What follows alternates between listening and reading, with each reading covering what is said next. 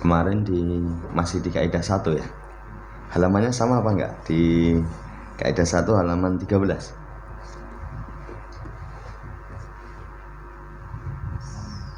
Sama.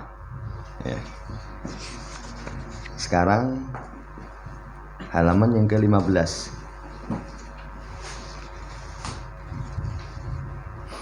Assalamualaikum warahmatullahi wabarakatuh. Innal hamdalillah nahmaduhu wa nasta'inuhu wa nastaghfiruh wa na'udzu billahi min sururi anfusina was sayyiati a'malina may yahdihillahu fala mudilla lahu wa may yudlilhu fala hadiya lahu wa asyhadu an la ilaha illallah wahdahu la syarika lah wa asyhadu anna Muhammadan abduhu wa rasuluh. Allahumma salli ala Muhammad wa ala ali Muhammad.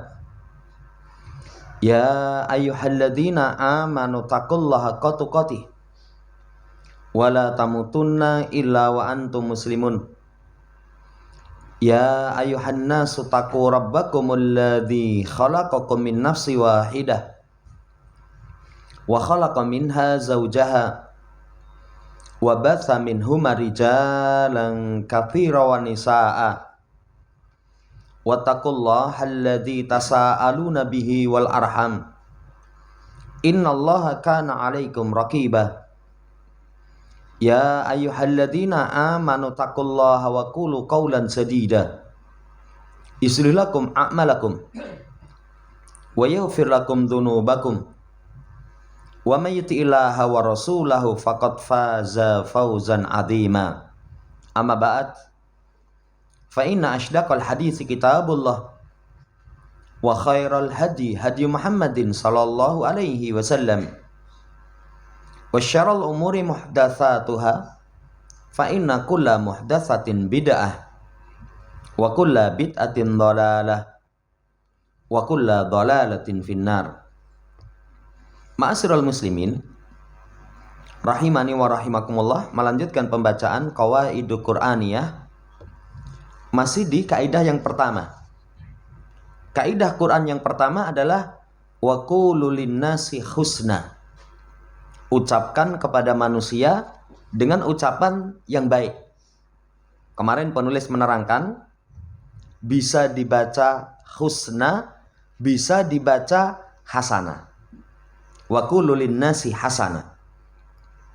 Apa maknanya kalau dibaca husna dan hasana? Maknanya seseorang dalam berucap itu baik, cara mengucapkannya baik. Cara mengucapkan yang baik itu kemarin dikasih contoh, lemah lembut, tidak kasar, tidak keras. Kemudian yang diucapkan baik. Ini sudah kita baca di pertemuan yang lalu. Kemudian setelah itu masuk di halaman yang ke-15. Nih, as-safhah al-khamisah al-asrata. Wa qad nabahat ayatul Isra ila khaturati tarkit tadbiki hadil qaidati. Sungguh ayat Al-Isra, wa qul li ibadi yaqulul lati hiya ahsan. Ya, di surat Al-Isra. Yang kemarin sudah disebutkan. Ucapkan, katakan kepada hambaku supaya mereka mengucapkan dengan ucapan yang lebih baik. Ayat ini mengingatkan tentang bahayanya meninggalkan penerapan kaidah. Ngomong tapi tidak baik. Ngomong tapi tidak baik. Itu berbahaya sekali. Kemudian disebutkan ayat Allah Subhanahu wa taala, inna syaitana yanzaghu bainahum. Dampak ucapan yang tidak baik itu, syaitan akan membuat perselisihan di antara mereka. Omongan kalau nggak baik, omongan nggak baik. Omongan tidak baik itu kemarin disampaikan 2. 1, kasar. Ya. Yang kedua, yang diomongkan tidak baik itu sebab muncul perselisihan. Silakan saja lihat nanti. Suami istri, anak bapak, bapak anak, kemudian kerabat, kemudian teman, teman akrab, itu menjadi muncul perselisihan sumbernya karena omongan tidak baik. Omongan tidak baik. Omongan tidak baik itu kemarin sudah dikasih contoh. Ada orang omongannya baik tapi kasar. Kok ngomongmu kasar men? Apalagi seorang perempuan kepada suami. Seorang suami kepada istri. Omongan kasar walaupun omongannya baik. Itu nanti muncul perselisihan. Atau kalau enggak, omongan tidak baik itu cara ngomongnya halus, tapi sing diomongke kasar. Nyun pangapunten lho. Jenengan niku kados segawon tenan kok. Wah. Halus nggih, nyun pangapunten. Tapi kok wah ngirik-ngirik ke misalkan. Jamaah hormati, itu memunculkan perselisihan.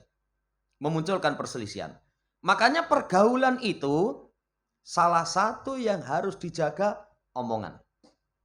Sampai orang itu menilai baik dan tidaknya seseorang dinilai dari omongannya. Omongannya pripun? Wah, saya sangat Mas. Wah, itu salah satu alamat kebaikan.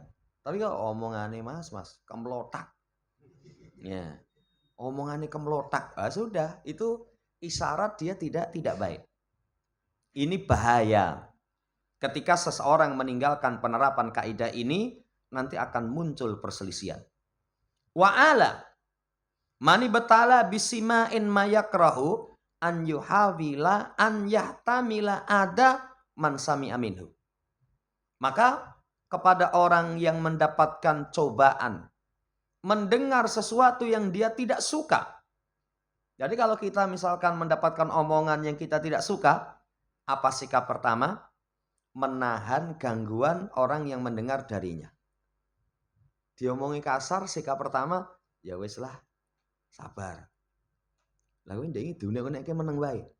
Martak kambang bisa jane semaput itu. Ya. Cuman saya lebih memilih sabar.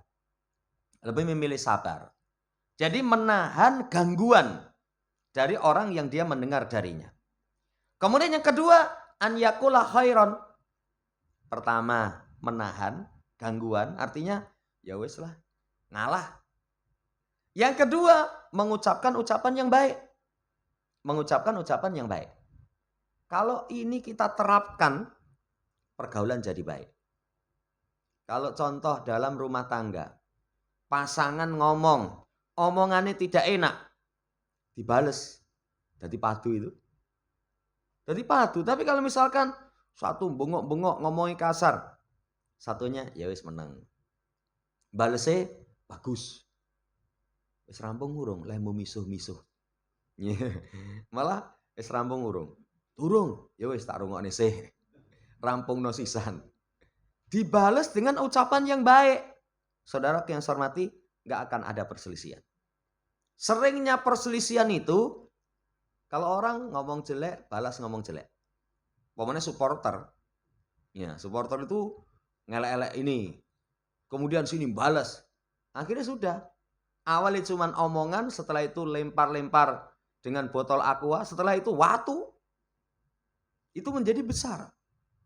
Nasihat penulis, pertama, tahan diri, sabar. Yang kedua, mengucapkan yang baik. Yang ketiga, wa an yuqabila safaha bil hilm.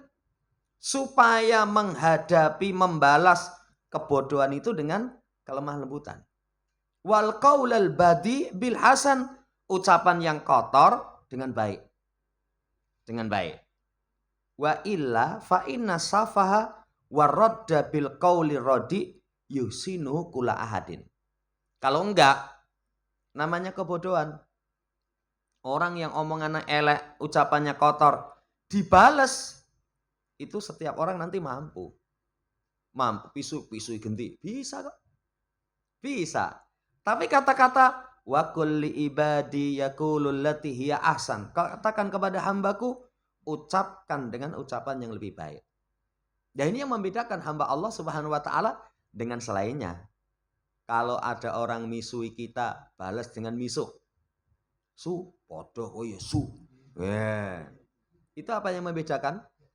Sana tatoan, kita jenggoten. Ya, sana itu misalkan rupanya sangar preman, kita wong mejitan. Ya mungkin hanya penampilan podo, tapi misuwe podo. Penampilan berbeda, tapi misuwe podo. Saudara yang saya hormati, memang agak berat. Agak berat. Tapi kapan seseorang mampu? Lihat ucapan Nabiullah Ibrahim alaihissalam. Ketika mendakwai sang bapak. Bapaknya ini tidak mau menerima dakwah. Ibrahim, kamu berhenti. Kalau enggak aku rajam. Kalau enggak wahjurni malia. Wahjurni malia itu minggah tokono bahasa kita. Ya, bukan dengan balasan Pak Ewani ngerajam aku. Gelut piye, senggel. Enggak. Kemudian wahjurni malia. Malia, wahjurni malia. Bahasa tadi minggat tokono, bukan? Ya minggat no. Bukan seperti itu. Qalu salama. Jawabannya keselamatan. Jawabannya keselamatan. Saudara yang saya hormati, ini nasihat daripada penulis. Wallahu ta'ala alam. Kemudian setelah itu, aftal Imamul Malik liba di syu'ara bima la yuwafiquhu. Imam Malik memberikan fatwa terhadap sebagian syair-syair yang tidak sesuai dengan beliau. Kemudian faqala ya Aba Abdillah atadunnul amira lam yakun ya'rifu hadal qada alladhi qadaitahu. Hei Abu Abdillah, apakah kamu kira Amir tidak mengetahui putusan yang kamu putuskan? Maka Imam Malik mengatakan tentu. Ya, inna ma arsalna ilaika litusliha bainana falam taf'al. Billahi la aqta'anna jildaka hija. Ya. Akan tetapi hanya saja kami utus kepadamu untuk kamu adakan perbaikan di antara kita, kamu enggak lakukan. Kamu enggak lakukan. Demi Allah, sungguh-sungguh aku akan potong kulitmu. Ya. Itu dipotong kulitnya ini dengan hija, ejekan atau sindiran. Sindiran. Maka apa jawaban Imam Malik? Inna ma wasaftan nafsaka bisafa wadana'ah. Kalau ada orang misalkan keliru, diingatkan. Diingatkan. Tapi diingatkan yang baik ini tidak diterima. Malah diancam. Tak boleh misalkan bahasanya. Ya dicemooh, disindir, dijelekkan. Apa jawaban Imam Malik? Kamu telah mensifati dirimu dengan kebodohan dan kerendahan. Wa humal ladani layak jizu'an huma ayu ahadin. Yang keduanya itu tidak akan mampu dari keduanya siapapun. Jadi kalau jamaah yang saya hormati, ya, kalau seseorang misalkan jelek dibalas jelek, jelek dibalas jelek, itu nggak ada seorang pun yang lemah. Semua orang mampu. Semua orang mampu. Tapi fa inistata anta tiyalladi tanqati udunahu birriqab faf'al. Tapi kalau kamu mampu untuk kamu datangkan sesuatu yang bisa memotong di bawahmu leher-leher, maka lakukan. Apa itu? Al-karam wal muru'ah. Kedermawanan, kemudian muru'ah, sifat kelaki-lakian, sifat terhormat. Artinya kalau seseorang tidak harus kasar, tapi mampu kejelekan itu dibungkam dengan kebaikan kita, kenapa enggak lakukan? Kenapa tidak dilakukan? Coba, kalau orang kasar kita lawan dengan kasar, nanti musuhan itu. Musuhan, kalau menang, sombong. Opo embie-embie. Ya, tendang pisan nih mencelat. Kalau menang, dia akan meremehkan. Tapi kalau misalkan kalah, dendam itu titenono itu. Ya, titenono. Sampai di berita itu terjadi pembunuhan itu ternyata sudah sekian tahun masalah itu berlalu. Karena merasa ada kejelekan dari orang tersebut, dibalas setelah sekian tahun ada kesempatan. Coba. Tapi kalau misalkan kejelekan itu dibalas, yang balasan itu sangat dahsyat. Karam wal muru'ah. Karam wal muru'ah. Sifat dermawan, kemudian sifat kelaki-lakian. Apa sifat dermawan, sifat laki-laki itu? Tadi disebutkan sabar. Ya wes Mas. Ya wes, walaupun dalam hati cah tuwek pisane klenger jadi. Lah kok rambut tuwek? Enggak Mas, wes. Menang ora kondang, kalah ngisi-sini. Iya, bahasanya ya. Itu namanya sifat kelaki-lakian. Kemudian dibalas dengan kebaikan. Apalagi kebaikan itu tadi disebutkan karom. Banyak kejelekan itu mampu kita bungkam dengan kedermawanan kita. Dengan kedermawanan kita. Orangnya tadinya sengit banget. Tapi kita baik sama dia. Baik sama dia. Diselondoi, kemudian dibaiki. Ya. Motore rewel ning dalan itu. Oh Mas, rewel. Monggo. Minggir-minggir. Bengkel kirian. Mboten butuh duit kok. Dan duit apa ora? Ora. Ya benar. Bengkel kayak kita yang bayari. Kita yang bayari. Asalnya sengit kepada kita. Itu menjadi dia. Masya Allah. Tunduk baik kepada kita. Ini saudara yang saya hormati, ya nasihat dari disampaikan oleh penulis. Selesai. Kemudian di pembahasan terakhir ada renungan. Renungan apa renungannya? Man hasuna kalamuhu kathura muhibbuhu. Siapa yang ucapannya baik, banyak orang yang suka. Kecintaan itu lahir salah satunya dengan ucapan yang baik. Dengan ucapan yang baik. Sampai dalam hubungan terkuat nanti di kaidah yang ketiga, hubungan paling kuat itu salah satunya hubungan suami istri. Di luar anak dengan bapak. Di luar anak dengan bapak itu suami istri. Nah terkadang suami istri itu, seorang istri cinta kepada suami, itu bukan karena siapanya. Ya, bukan karena siapanya. Saya mencintaimu itu bukan karena kamu siapa, bukan. Tapi karena kebaikan seorang suami kepada istri. Seorang suami kepada istri. Seorang suami cinta kepada istri itu bukan karena siapanya. Karena ada seseorang menikahi seorang perempuan itu karena lah kamu tajiroh ya. Tajiroh apa ya. Kalau orang awam kan tajir. Ya, itu sultan katanya. Sultannya. Ya, Sultan Hamengkubuwono. Ya, itu dicintai karena itu, bukan. Bukan karena itu. Kadang seorang suami cinta kepada istri itu karena pergaulan yang baik. Pergaulan yang baik.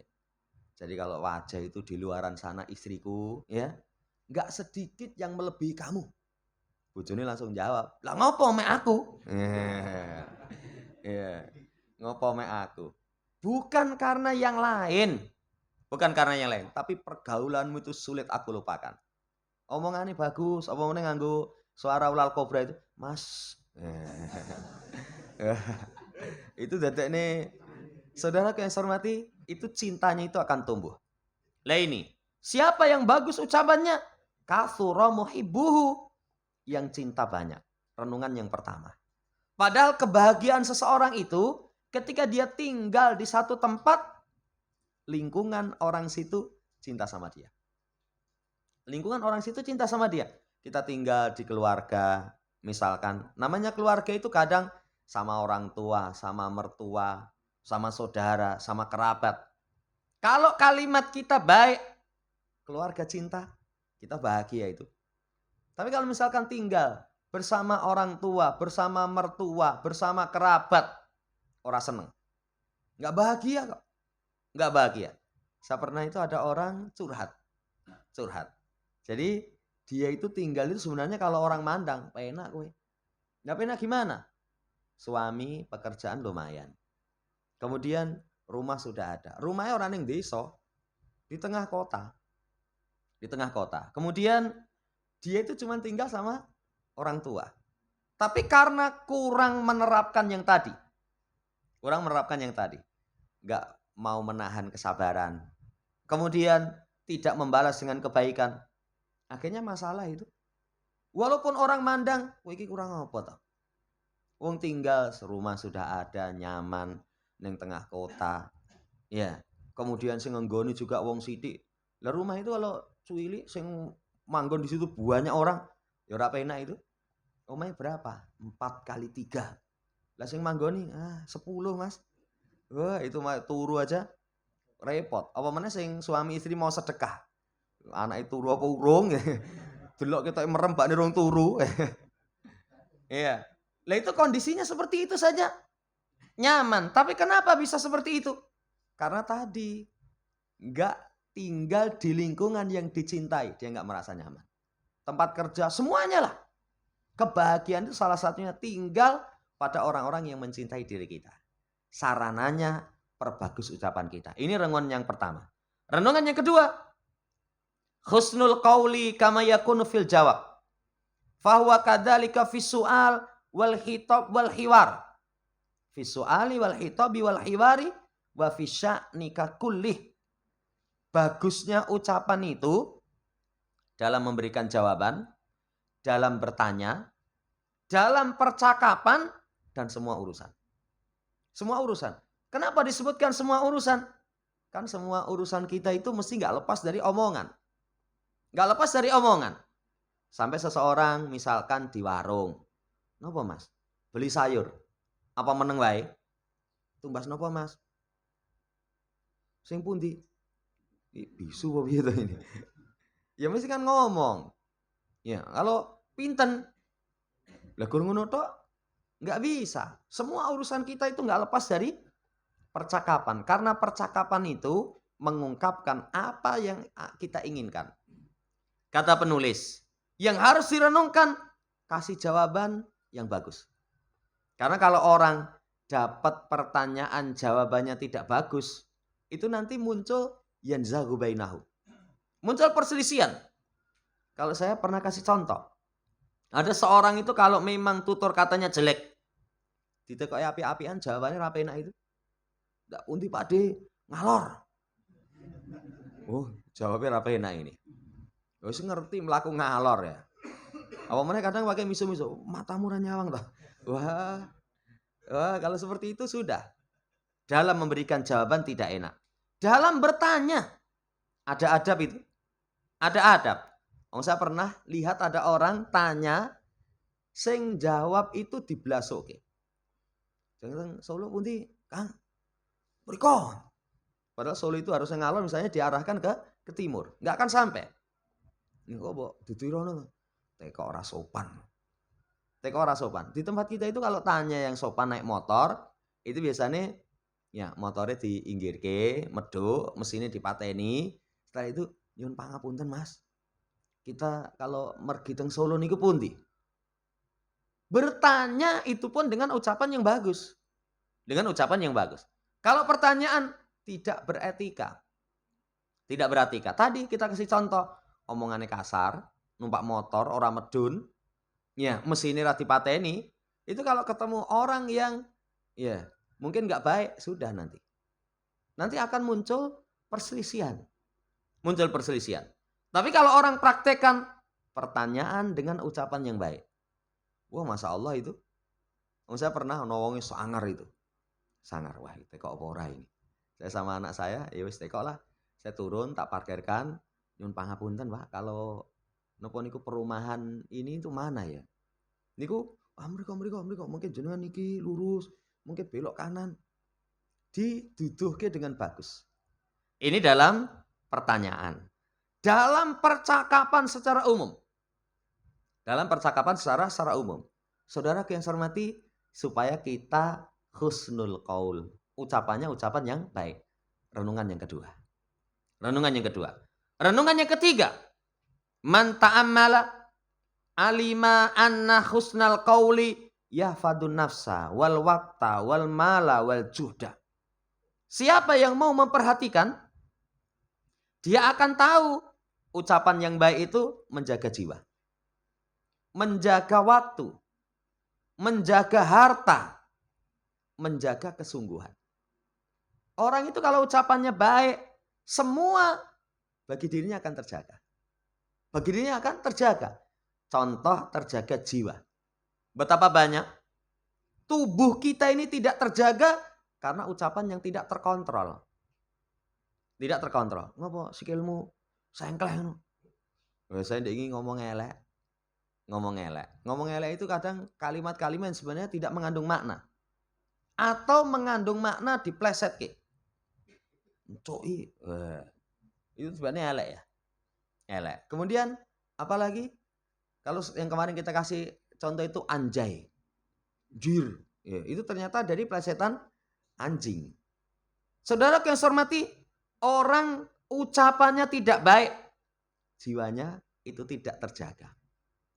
Tidak terjaga. Sampai ada kalimat ketika memasuki waktu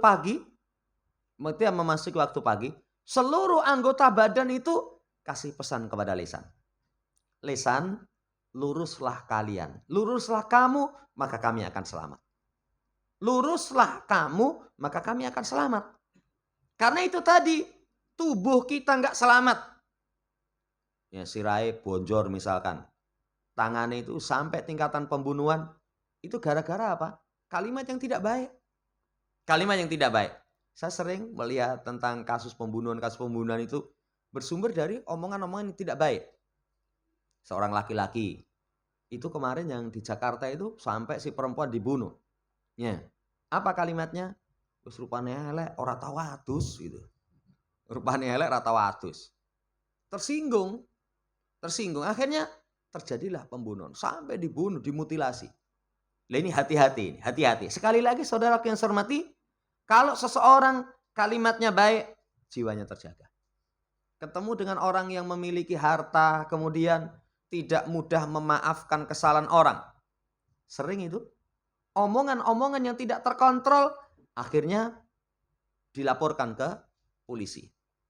Apa bentuk laporannya? Bentuk laporannya itu tindakan yang tidak menyenangkan. Tindakan yang tidak menyenangkan. Omongan tidak baik. Saudara yang saya hormati, itu berdampak. Demikian pula waktu. Kalau orang ngomong gak baik, harusnya urusan lancar, akhirnya waktunya tersita. Kemudian harta. Kadang hartanya menjadi hilang. Kesungguhan semuanya. Itu menjadi hilang. Makanya lurusnya iman, lurusnya lisan. Kalau lisan lurus, semua anggota tubuh itu nanti akan ada kemanfaatan. Renungan yang ketiga. Renungan yang keempat. Man jahada nafsahu ala husnil qaul i'tada alaihi wa urifa bihi. Siapa yang berusaha memerangi dirinya supaya dirinya itu senantiasa berucap yang baik. Nanti menjadi kebiasaan. Kalau sudah menjadi kebiasaan, dikenal dengan kebiasaan itu. Berarti kita butuh berusaha. Apalagi kalau kita semenjak lahir itu memiliki kebiasaan omongan tidak apik. Saya pernah ketemu ada orang itu omongannya wis ora penak blas itu. Ya, omongnya ora penak blas. Piye wonge? Pengen tak pancal cangkeme. Ulah. Omongnya ora penak. Terus kemarin itu malah posting itu begini. Jadi ada sopir apa itu? Nggih. Itu bahasanya bukan maem. Wah, penak lur, dadi sopir nguntal wedhus. Coba. Lah kok bahasanya kayak gitu kaya ulo wae nguntal ya. Kalau ulo kan enggak dipamah. Tapi kalau misalkan, wah penak di sopir ini mampir itu mame sate kambing misalkan, kan baik. Ada orang sejak lahir omongannya elek. Kalau seseorang punya kebiasaan sejak lahir seperti itu, maka dia perangi kebiasaan itu nanti terus gitu. Kalau sudah terbiasa dia perangi, akhirnya itu menjadi kebiasaan. I'tada alaihi. Kalau sudah menjadi kebiasaan, dikenal nanti. Orang kalau dikenal dengan kebaikannya apa enggak seneng? Sinten to Mas, tiyang niku. Nggih, kok kula kesupen nih. Alah nika lho sing ngomong anggere ngomong, nyun pangapunten nggih, nyun pangapunten. Dikenal itu. Tapi kalau misalkan orang punya kalimat yang tidak baik, sudah terbiasa. Ya, kenal iki ora? Sing ndi to wonge? Alah, anggere sithik-sithik, kok sithik-sithik cok itu loh. Musuh-musuh terus itu. Dikenal dengan kalimat yang tidak baik. Apa seneng coba? Aib kan? Aib. Saudara yang saya hormati, bahan renungan yang keempat. Tapi butuh jahada. Butuh proses untuk memerangi. Kan pembiasaan itu memang awalnya berat. Pembiasaan itu awalnya berat. Makanya dalam Islam, apalagi pembiasaan sholat. Coba kita lihat dalam Islam itu pembiasaan sholat baik. Diawali ketika anak sudah bisa diajak komunikasi, diajari sholat. Usia 4 tahun sudah diajari. 7 tahun disuruh. 10 tahun ditegasi. Coba lihat, dilatih, disuruh, ditegasi. Ada rentang waktu itu. Ada rentang waktu. Bisa diajak komunikasi, diajari. 7 tahun dikon. Ayo sholat sih. Ya suruh sholat. Ditegasi 10 tahun. 7 sampai 10, 3 tahun. 3 tahun itu bukan proses yang sedikit kok. Kalau orang awam itu katanya pembiasaan itu 2 tahun itu sudah bisa menjadi perilaku. Sudah bisa menjadi perilaku. Kalau nggak salah 2 tahun. Jadi kemarin saya ketemu ada orang, dia cerita. Kalau kita pengen disiplin dalam satu urusan yang itu menjadi tabiat, 2 tahun satu urusan itu jangan sampai terlambat. Pokoknya terus gitu, tertib gitu. Nanti setelah itu misalnya waktunya bangun. Karena sudah terbiasa. 10 tahun, wajibnya 15 tahun. Wajibnya 15, ditegasi sampai 15 tahun. Berarti kan 5 tahun. 5 tahun memang butuh proses. Butuh proses. Kalau orang terbiasa lisan buruk, nanti ada istilah datnyeng itu loh. Kalau pas dat, dia ngomongannya apa tenan nih? Oke lagi mas, lagi dat. Ya, tapi kalau alah, mending iso neh no, itu lagi nyeng itu. Ya, lagi nyeng. Kalau bahasanya kok kasar, dengaran waras sih ndengi. Lah waras sih ngomongannya apa? Ya, ketemu lagi ngomong elek. Alah, edan neh tiba nih. Itu butuh proses. Makanya bahasa manja dan nafsahu. Itu butuh diupayakan, butuh diperangi. Nanti kalau sudah berucap baik, dia usaha maksimal menjadi tabiat. Kalau sudah menjadi tabiat, dia dikenal dengan itu. Ini semua perkara kebaikan memang begitu. Perkara kebaikan memang seperti itu. Contoh, sholat berjamaah. Sholat berjamaah itu kalau orang membiasakan terus, pokoknya saya jangan telat. Nanti menjadi perilaku. Perilakunya pokoknya jamaah nggak telat. Kalau misalkan sudah menjadi perilaku, orang nanti dikenal. Ini sing teko masjid di sini, kain bapak kain. Akhirnya orang paham. Nanti kalau misalkan satu kali tidak hadir, lho Pak ya biasanya teko dhisik saya kira ketok nyandi. Kemungkinan sakit, kemungkinan safar, ya atau mungkinan pindah alam kowe ora ngerti toh. Pindah alam ya. Itu kemungkinan. Loh namanya hidup kan kemungkinan seperti itu. Saudara yang saya hormati, 4 bahan renungan yang ini luar biasa. Ini dulu yang bisa kita baca. Insya Allah di pertemuan seterusnya masuk pada kaidah yang kedua. Sesuatu yang kita tidak suka itu bisa jadi lebih baik. Ya, nanti kita akan baca. Demikian, kurang lebihnya mohon dimaafkan. Subhanakallahumma rabbana bihamdika asyhadu an la ilaha illa anta astaghfiruka wa atubu ilaik. Assalamualaikum warahmatullahi wabarakatuh.